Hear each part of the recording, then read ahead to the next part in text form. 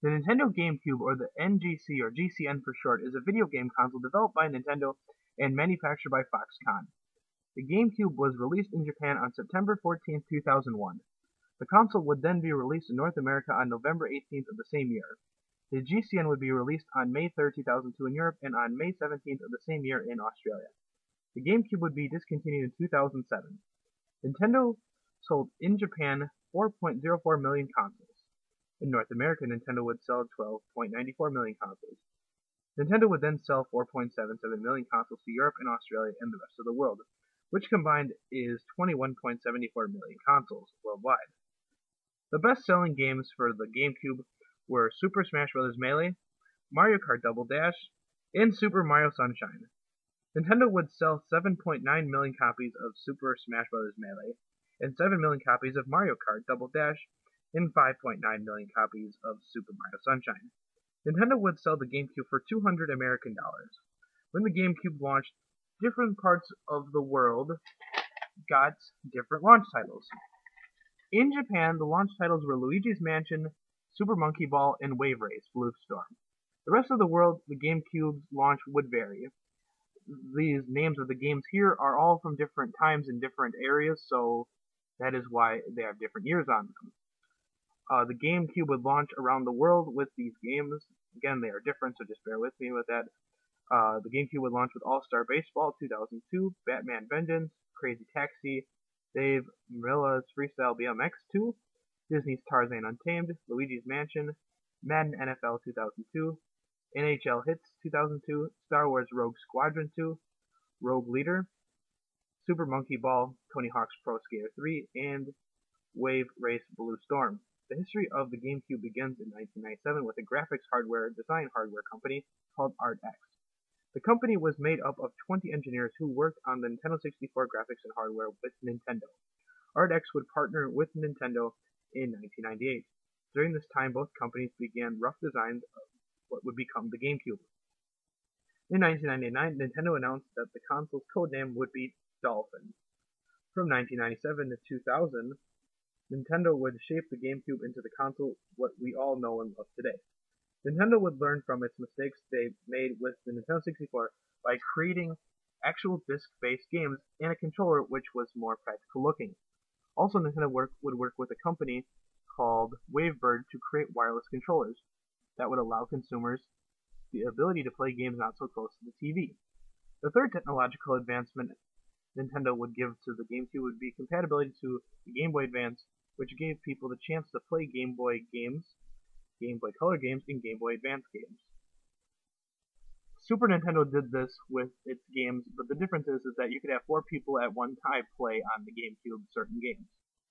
A final advancement Nintendo gave to the GameCube was the ability to play some games online. In April of 2000, ArtX was acquired by a company called ACI. However, by the time this occurred, the GameCube was complete and ready to be shipped. There is one other advancement that Nintendo tried to give the GameCube, but failed. This was the power of the GameCube to have motion sensor controls. When Nintendo finished the console, they realized they could not give the GameCube motion controls because most of the ideas came from ArtX. And when the company was bought by ATI, ATI wanted nothing to do with motion sensor controls.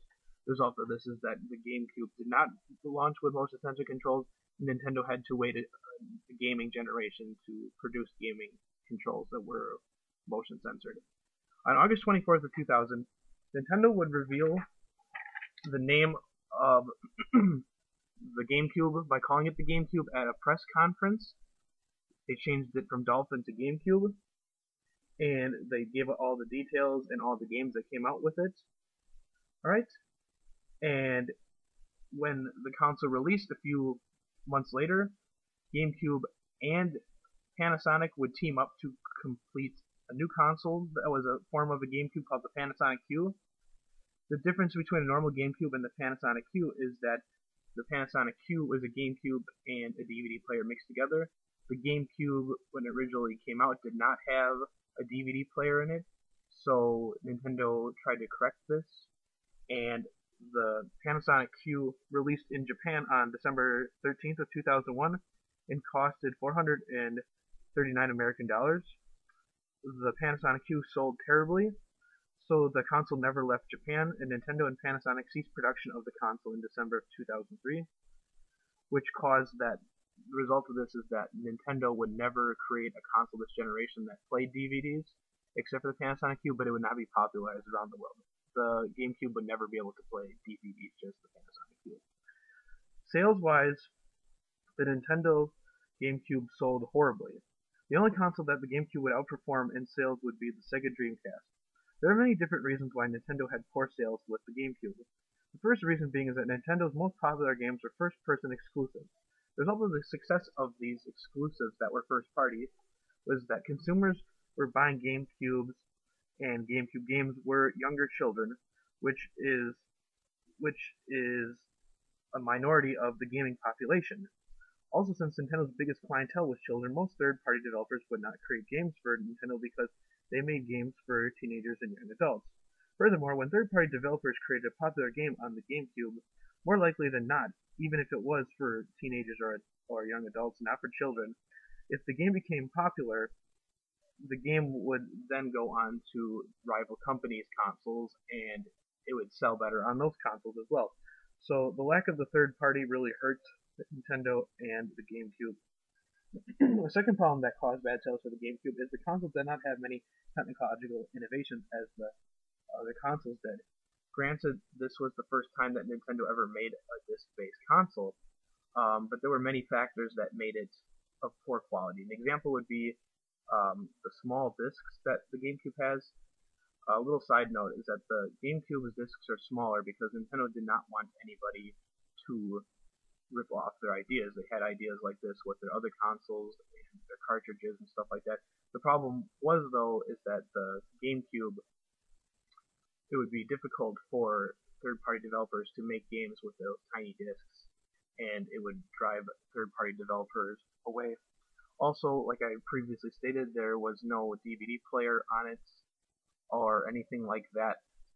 So, and the online was very spotty, so like the PlayStation 2 and the Xbox for this time, and as well as the Sega Dreamcast had these features and that pushed consumers to that as well. Nintendo wanted to try and sell the GameCube as a cheap console with some new features added into it. However, the public saw the GameCube as an expensive toy rather than a technologically advanced console, another downfall for Nintendo and the GameCube. Despite its bad sales, the Nintendo GameCube is an important console for many reasons. The first reason why the GCN is important is because it was the first Nintendo console to be able to go online. Also, it was Nintendo's first disc-based console.